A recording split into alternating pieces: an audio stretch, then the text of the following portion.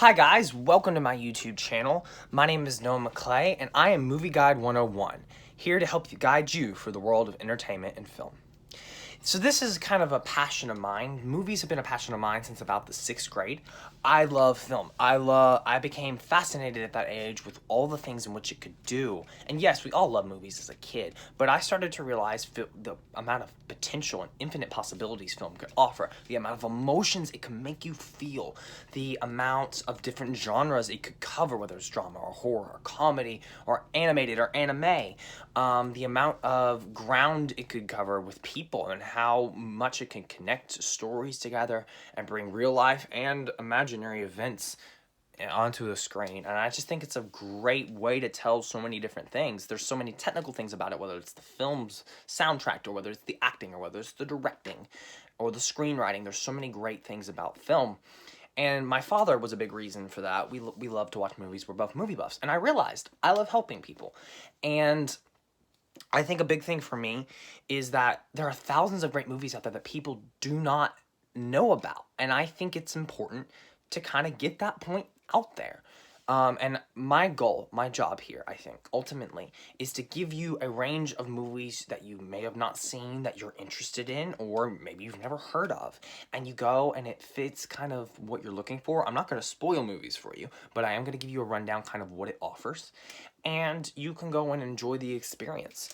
I ask you to be patient with me because as you can see, I'm filming on an iPhone in my first video. In the back screen, my backdrop is my room wall. I mean, it's a very small room. And so I ask you, and I don't know how to edit yet, but I'm going to learn how to edit.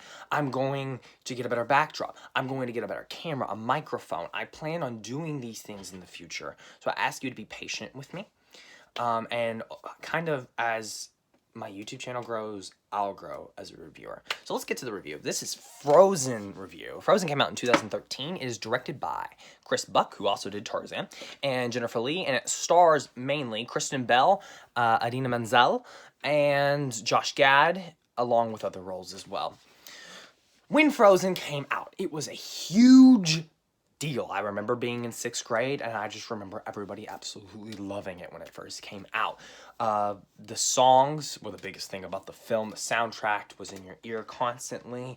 It was the first Disney, it wasn't original, it was based on a Hans Christian Cooper, as most Disney animated movies are, story.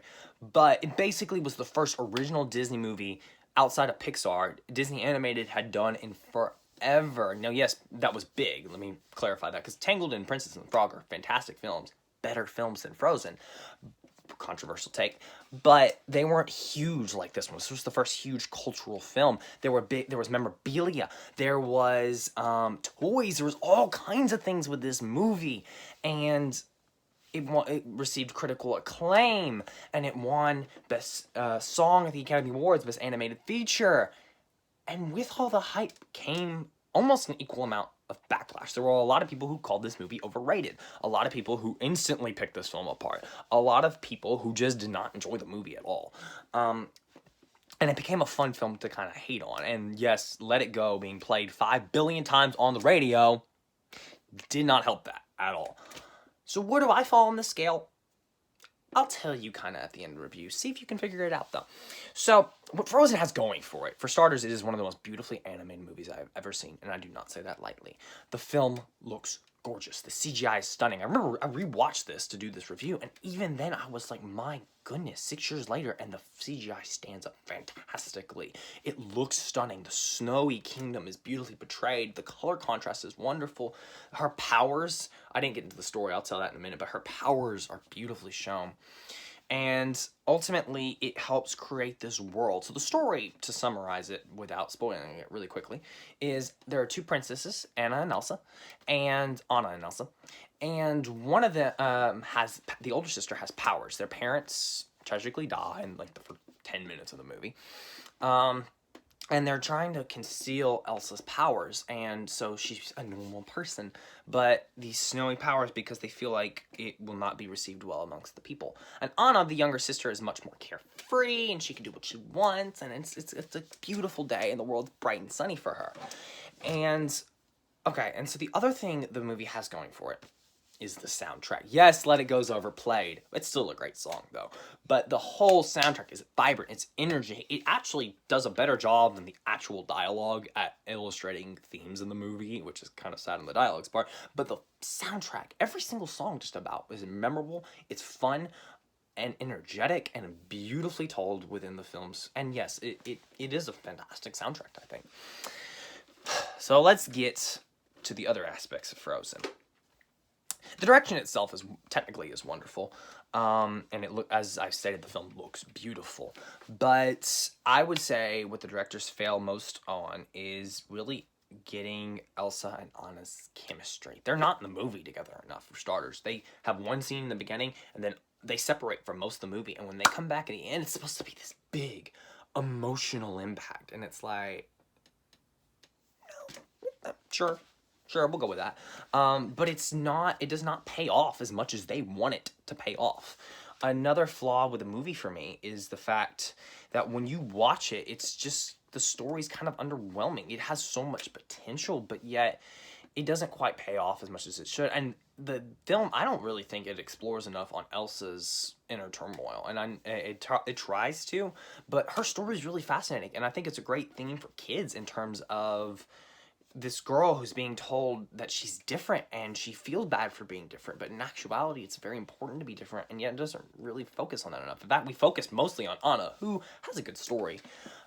The big flaws with the movie, my goodness, the villain, I won't spoil who it is, it's a big twist, but the villain for me as a 6th grader was predictable, and for me now is predictable, and the villain's really bad. And it's a story that, the villain's story is something that's been done a billion times, and it's just, oh my gosh. Anyways, beside the point. I do really like Olaf and Sven a lot, and Kristaps and Anna actually had a really good chemistry together. But the side characters are mostly thrown to the background, although for laughs, although there's some genuinely funny moments, and Olaf's song is great. I wish they explored that more. In conclusion, is Frozen as good as it was initially hyped up to be, in my opinion?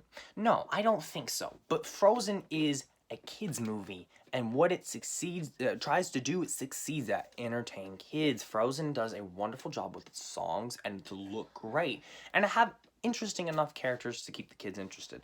As far as for your older audiences, there's some genuine enjoyment in Frozen. I really did enjoy this movie. I still think it's one of Disney's weaker movies in terms of their animated stuff, but I'm just happy that they did an original story. We'll get into that later in another video. Why isn't Disney doing more original stuff, though? They're mostly doing sequels or live-action adaptations, which are getting so annoying, guys. They really are. But ultimately, I don't think Frozen deserves the hate it's gotten. I think it's a genuinely fun movie. I think you can have a good time with it. And it looks stunning, and it's technically awesome. And so, and technically in terms of the film's technical, the direction and stuff like editing and stuff like that. Ultimately, I'm going to give Frozen a 3 stars out of 5. I could have gone a little lower. I could have gone a little higher, but I feel like this is the right mark to give this film. I hope you guys enjoyed this review. This is your movie guide. Signing out. Peace.